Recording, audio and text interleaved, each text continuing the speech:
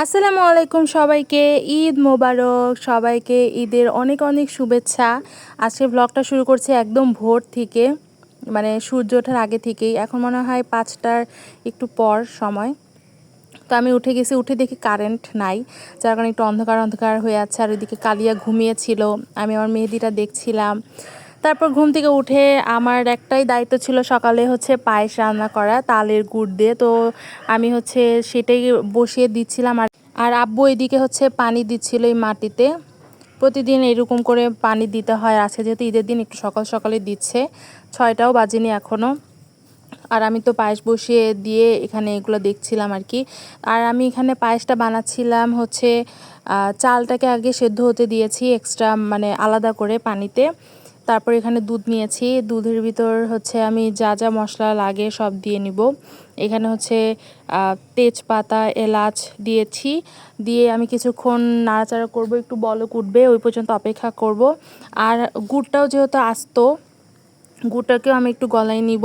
এদিকে আমি হচ্ছে সারা রাত হচ্ছে এই বাদামগুলা ভিজাই রাখছিলাম, কাঠবাদামটা যেহেতু ছুলতে হয় এই জন্য। তো এদিকে আমার চালটা যখন সিদ্ধ হয়ে গিয়েছে, সেটা আমি এখন এই যে বলক ওঠা দুধের মধ্যে জালটা কম করে তারপর আমি দিচ্ছি। এখন ভালোভাবে নাড়াচাড়া করতে হবে। আর এদিকে সামান্য পরিমাণ পানিতে যেই পরিমাণ মিষ্টি আমাদের পছন্দ সেই পরিমাণ আমি গুড় নিয়েছি। একটু গলায় নিতে হবে, নাহলে আস্ত গুড় দিলে আর কি গলতে সময় লাগে, আর কেমন একটু ছাকড়া ছাকড়া হয়ে যায়। এই জন্য একটু গলায় নিতে হয়। আমি এক্সট্রা করে হচ্ছে দুধের মধ্যেই আগে থেকে কিছু কিশমিশ দিয়ে নিয়েছি, পরেও দিব, এখন একটু দিয়ে নিলাম দুধের সাথে। আর এদিকে আমার গুড়টা একদম গলে গিয়েছে। যখন একটু বলক উঠে যাবে আর দুধের সাথে চালটা একটু বেশি ঘন হয়ে আসবে, ওই সময় আমি হচ্ছে গুড়টা দিয়ে দিব। এখন স্লো হিটে আমি আস্তে আস্তে এটাকে কুক করব যতক্ষণ এটা ঘন হয়ে আসছে। কালারটা যখন চলে আসবে, যে নাড়াচাড়া করলে এখন দেখবেন আস্তে আস্তে হালকা একটা গুড়ের কালার চলে আসবে। তারপর কিছুক্ষণ রান্না করার পরে যখন হয়ে আসবে, এখানে আমি সামান্য পরিমাণ একটু গুঁড়া দুধ দিয়েছি। গুঁড়া দুধ দিয়ে আমি আস্তে করে নাড়াচাড়া করে নামিয়ে নিব। এদিকে হচ্ছে আম্মু হচ্ছে জর্দা সেমাই রান্না করছিল। আমি ভাবছিলাম যে পুরাটুকু রেসিপি দেখাবো, বাট অন্যান্য কাজ করার কারণে আমি রেসিপিটা দেখাতে পারিনি। এই যে জর্দা সেমাইয়ের ফাইনাল লুক। আমি হচ্ছে বাটি থেকে অল্প একটু টেস্ট করে দেখছিলাম, যেহেতু আমি জর্দা সেমাইয়ের এতটা ফ্যান না, যার কারণে অল্প একটু টেস্ট করে দেখছিলাম যে সব কিছু ঠিকঠাক আছে নাকি। এটা কিন্তু একদম ঘিয়ে করতে হয়, দমে রেখে এটা করতে হয়। এটা অনেকের বাসায় করে, তো আমাদের বাসায় প্রত্যেক বছর প্রত্যেকটা ঈদে এরকম করা হয়। আর এদিকে আমার পায়েসটা তো হয়ে গিয়েছে, 2টা বাটিতে আমি করেছি। আমি হচ্ছে যে বাদামগুলো কেটে রেখেছিলাম, কাজু বাদাম আর কাঠবাদাম, এটাকে আমি সুন্দর করে কেটে নিয়েছি, কুচি কুচি করে দিয়ে দিচ্ছি। আবার কিছু বাদাম কিশমিশ হচ্ছে আম্মু ঘিয়ে ভেজে রেখেছিল সেমাইতে দেওয়ার জন্য, সেগুলো আমি হচ্ছে দিয়ে দিচ্ছি। একটু সুন্দর ডেকোরেশন আমাদের বাসায় এরকমভাবে প্রত্যেক বছর দেওয়া হয়, তো এবারও আমি দিয়ে নিলাম। সকালবেলা ডেজার্ট হিসেবে আমার পায়েসটাই রান্না করা ছিল, আর বাকি সেমাই আম্মু রান্না করেছে। আমি শুধু উপর দিয়ে যে ঘিয়ে ভাজা যে কিশমিশ বাদাম এগুলো ছিল, এগুলো জাস্ট ডেকোরেশন করে দিচ্ছিলাম। তো সকালের ডেজার্ট আইটেম হিসেবে এই সব কিছু ছিল। আর বাদ বাকি আমি হচ্ছে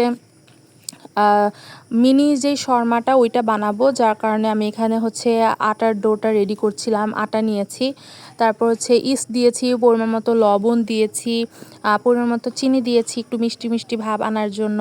তারপর হচ্ছে একটা ডিম দিয়েছি, ভালোভাবে আমি হচ্ছে একদম মেখে নিয়ে এটাকে আমি রেখে দিব যতক্ষণ না এটাকে মানে রেখে দিয়ে আমি দেন মাংসটা বের করে এটাকে ভাজতে দিয়েছি।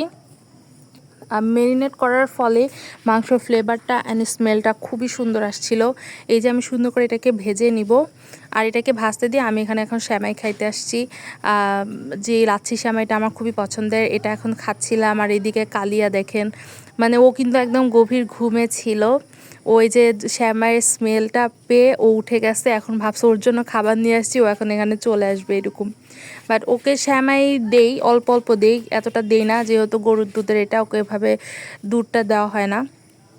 যেহেতু ঈদের দিন আমি ওকে একটু টেস্ট করাই আর কি। তারপর আমি হচ্ছে সেমাইটা খেয়ে ততক্ষণে আমার যে আটার ডোটা ছিল ওটাও তৈরি হয়ে গিয়েছে, যেহেতু আব্বু নামাজ পড়ে এসে খাবে বলছে। তো এই জন্য যেহেতু ঝাল আইটেম একটা খাইতে হবে, কারণ গরু কাটতে কখন শেষ হবে তারপর আবার আসবে, এই জন্য ভারী কিছুর জন্য আমি এই আইটেমটা করতেছি এইবার। তো এইদিকে আমার হচ্ছে মুরগির যেই রেসিপি ওটা তো হয়ে গেছে, এখন আমি হচ্ছে নানটা বানাই নিব। আমার যেই আটার ডোটা খুব সুন্দর হয়েছিল, একদম সুন্দরভাবে ফুলেছিল, তাই আমি এখানে ছোট ছোট করে যে মিনি সাইজের যেই নান রুটিগুলো ওইভাবে বানিয়ে নিচ্ছি। এখানে আমি 5টার মতো বানিয়েছিলাম, যদিও আমরা 3জন 3টাই খেয়েছি, 2টা এক্সট্রা ছিলই, তারপরও অত কম করে বানিয়েছি, তারপর এক্সট্রা থেকে গিয়েছে। তো এই নানগুলাকে আমি মাঝখান দিয়ে হচ্ছে একটু কেটে নিয়েছি। এটার ভিতরে আমি হচ্ছে শসা আর হচ্ছে পেঁয়াজ দিয়ে আবার অল্প একটু টক দই দিয়ে আমি সুন্দর করে হচ্ছে একটু মাখিয়ে নিয়েছি, আর উপর দিয়ে হচ্ছে গোলমরিচের গুঁড়া দিয়েছিলাম। তারপর হচ্ছে আমি হচ্ছে রেসিপি যেটা করেছিলাম চিকেনের, সেটা দিয়েছিলাম। চিকেনের রেসিপিটাতে কিন্তু অনেক ধরনের সবজি দেওয়া যায়, শীতকালে হচ্ছে মেইন পাতাকপি দেওয়া যায়, তো গাজর দেওয়া যায়, তো জাস্ট আমি এখানে যদি মটরশুঁটি রাখা ছিল ফ্রিজে, ওইটাই শুধু দিয়েছি, আর তেমন কিছু দিইনি। বাট চিকেনটা অনেক টেস্ট হয়েছিল, যেহেতু মেরিনেট করে রেখেছিলাম অনেকক্ষণ ধরে, সারা রাত। তো এভাবে করে আমি সবগুলো পেটি একটা একটা করে বানিয়ে নিব। এটা হচ্ছে ভারী খাবারের জন্য আর কি বানানো, যদিও আব্বু নামাজের পর আর আসতে পারে নাই, কারণ হচ্ছে ততক্ষণে হুজুরেরা মানে জবাই কার্যক্রম শুরু করে দিয়েছিল, যার কারণে ওখানে আব্বু থেকে গিয়েছিল। সব গরু কাটাকাটি হয়ে যাওয়ার অর্ধেক সময় আব্বু চলে এসেছে। তো আমি এখানে এক এক করে সবগুলো বানিয়ে নিচ্ছি। এই সালাডটা খুব টেস্ট হয়েছিল, যদিও আমি দইটা কম দিয়েছি, বাট তারপর অনেক মজা হয়েছিল, কারণ দইয়ের ফ্লেভারটা একটুতে অনেক বেশি আসছিল। অনেকে অনেকগুলো দই দিলে আরও ভালো হইতো, বাট আমি অল্প একটু দিয়েছি, কেমন লাগবে না লাগবে এই জন্য আর কি। আর এখানে আরও টমেটো সসটাও দেওয়া যেত, যেহেতু আমার টমেটো সসটা মানে আমি এতটা ফ্যান না টমেটো সসের, যার কারণে আমি সবগুলো টমেটো সস দিইনি। আর এসব করার পরে আমি হচ্ছে রোস্টটা বসাই দিয়েছিলাম, যেহেতু গরুর মাংসটা আস্তে আস্তে একটু লেট হবে অবশ্যই, কারণ কাটাকাটির একটা ব্যাপার আছে, দেন রান্না বান্না লেট হয়ে যাবে। তো দুপুরের তো খাওয়ার জন্য কিছু প্রিপারেশন নিতে হবে, তো যার কারণে আমি জাস্ট বাসার মানুষদের জন্য একটু রোস্ট করছিলাম। আর রোস্ট আর পোলাও করতে বলছিলাম, যেহেতু পোলাওটা আমি রান্না করতে পারি না, ওটা আম্মু করছে, তো আমি রোস্টটা করছিলাম। একদম সিম্পল ওয়েতে করব, মুরগির মাংসই করা যেত, বাট ভাবলাম যেহেতু ঈদের দিন মুরগির মাংসটা রেগুলার ওভাবে নর্মালভাবে খাওয়াই হয়, এই জন্য আমি একটু সামান্য পরিমাণে রোস্ট করে নিলাম।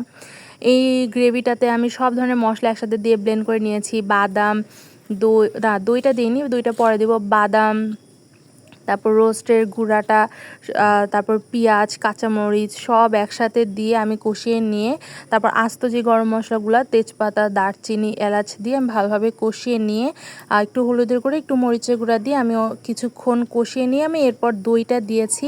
সেটাও একটু সুন্দর করে কষিয়ে নিয়ে যতক্ষণ তেলটা ছেড়ে দেবে সেই পর্যন্ত অপেক্ষা করে আমি মশলাটা আমি দিয়ে দিব। তারপর নামানোর আগ দিয়ে আমি একটু দুধ দিয়ে দিয়েছি। আমি আগে আগে রান্না বান্নাটা শেষ করতে চাচ্ছিলাম, কারণ হচ্ছে গরু যেখানে কাটা হচ্ছে আমি ওখানে যাব, যার কারণে এখানে আমি সব ধরনের রান্নাবান্না শেষ করে গোসল টোসল করে রেডি হয়ে দেন আমি যাব, এই জন্য আগে ভাগে সব শেষ করতে চাচ্ছিলাম, যার কারণে আমি রেস্ট আর নেইনি, একসাথে সব কিছু তৈরি করে নিয়েছি। এদিকে আমি হচ্ছে রোস্টটা একটু মশলার সাথে একটু কষিয়ে নিব। আমি হালকা ভেজেছি, দেখতেই পাচ্ছেন, বেশি কিন্তু ভাজিনি। বেশি ভাজলে মাংসটা কেমন জানি ড্রাই শক্ত হয়ে যায়, যার কারণে হালকা ভেজেছি। অনেক জায়গায় তো ভাজেও না, বাট আমি একটু ভেজে নিয়েছি লবণ দিয়ে। আর এটাকে আমি একটু সুন্দর করে নাড়াচাড়া করে দেন আমি হচ্ছে পানি দিয়ে দিব, দেন ঢেকে দিব, তারপরেই হয়ে যাবে।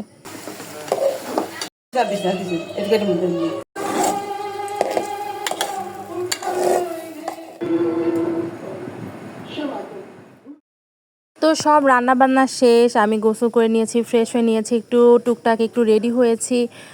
ঈদের জামাটা পরা দরকার ছিল, একটু পরেছি। দেন আমি এখানে হচ্ছে হাতে ব্রেসলাইট ছাড়া তো আমি কোনো অর্নামেন্টস পরি না, তো এখানে আমি একটা বক্স বের করে নিয়ে আমার পছন্দ মতো দুটো ব্রেসলাইট নিয়ে পরে নিয়েছি। এখন আমি গরু কাটা দেখতে যাব।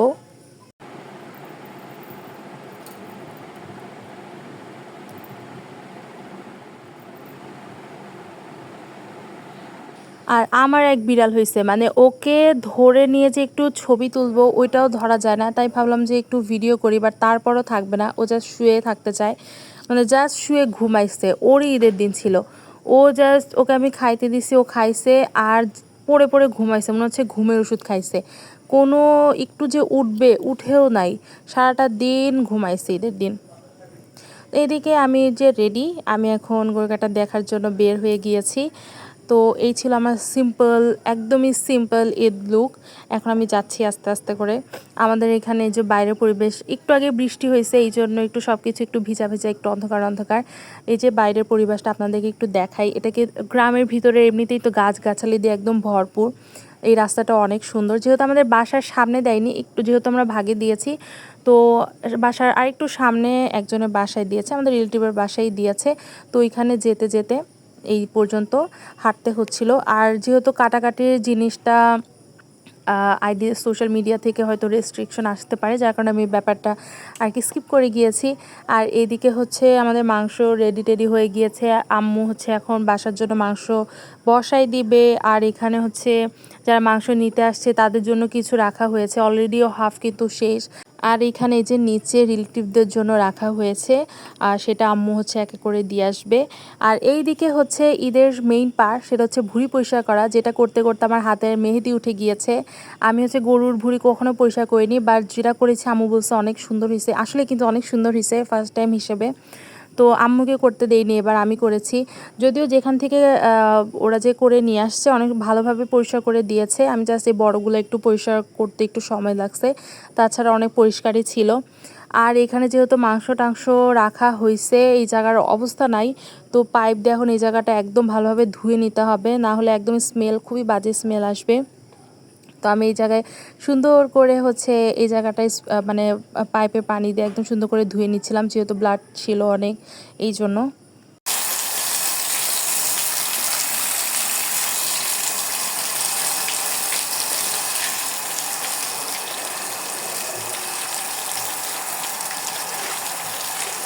আর এইদিকে আম্মুর মাংস কিন্তু রান্না কষানো হচ্ছে, মানে কি যে সুন্দর, মানে ঈদের মাংস রান্নার স্মেল বলেন, টেস্ট বলেন, সবই কিন্তু অনেক সুন্দর আসে। আর এদিকে ভুঁড়িটা হচ্ছে আম্মু হলুদের গুঁড়া আর মরিচের গুঁড়া দিয়ে একটু জাল করে নিচ্ছে, সিদ্ধ করে নিচ্ছে, যেটা কালকে কাটা হবে ইনশাল্লাহ। এইদিকে হচ্ছে সব কাজ শেষ করে আমরা দুপুরে খাওয়া দাওয়া করতে বসছি। এই যে আমার দুপুরের খাবার দাবার, সেইটা করে তারপর দেখলাম আম্মু হচ্ছে মাংসটা প্রায় হয়ে গিয়েছে। মানে যখন প্রায় হয়ে যাবে আম্মু হচ্ছে এখানে আস্ত রসুনের কোয়া দেয়। আপনারা কারা কারা আস্ত রসুনের কোয়া দেন আপনারা কিন্তু জানাবেন। আমরা কিন্তু সবসময় দেই, শুধু ঈদ না, এমনি যখনই মাংস রান্না করা হয় তখনই দেওয়া হয়। আর এইদিকে আমাদের ঈদ স্পেশাল রুটি, চালের রুটি, যেটা ছাড়া আমাদের ঈদ একদমই অসম্পূর্ণ। আমরা প্রত্যেক কুরবানিতে এরকম চালের রুটি বানাই অনেকগুলো করে, কিছু আমরা খাই, কিছু সকালের জন্য রেখে দিই এরকম। তো এখানে হচ্ছে আম্মু বানাই দিছে, আম্মুর চালের রুটি এত সুন্দর হয়, মানে সবগুলো রুটি সুন্দরভাবে ফোলে। তো এখন যেহেতু রাতের খাবারের সময় হয়ে গিয়েছে, তো আমি হচ্ছে এখন সবগুলো চালের রুটি একদম ভেজে নিচ্ছে, আম্মু বানিয়ে দিয়েছিল। আমি হচ্ছে দুপুরে খাওয়া দাওয়ার পরে আর কোনো ভিডিও করিনি, একদম রাতের ভিডিও করতেই এসেছি। এই যে চালের রুটি সবগুলো হয়ে গিয়েছে, এখন রাতের খাওয়া দাওয়া করব আমরা। ঈদের মাংস হচ্ছে আমরা একদম রাতেই খেয়েছি, যেহেতু দুপুরে আমরা অন্য কিছু লাঞ্চ করেছিলাম। এই যে আমরা সবাই এখন খেতে বসেছি। ঈদের মাংস আর কি বলবো, যতই বলবো ততই আর কি কম হয়ে যাবে, মাশাআল্লাহ অনেক টেস্ট হয়েছিল। তো এই ছিল আমার ঈদের একটা ভ্লগ, সিম্পল একটা ভ্লগ। ঈদ আমরা করেছি আলহামদুলিল্লাহ, অনেক মানে ভালোভাবে কাটিয়েছি। তো আশা করছি আপনারাও অনেক ভালোভাবে ঈদের দিনটা পালন করেছে, আপনার পরিবারের সাথেই হোক আর যাদের সাথেই হোক, যেখানেই ছিলেন ভালো ছিলেন। তো আমার ঈদের ভ্লগটা আর বড় করলাম না, আশা করছি আমার ভ্লগটা আপনাদের ভালো লাগবে। ভালো লাগলে অবশ্যই আমার চ্যানেলটা সাবস্ক্রাইব করে দিবেন, আমার ফেসবুক পেজটা ফলো করে দিবেন।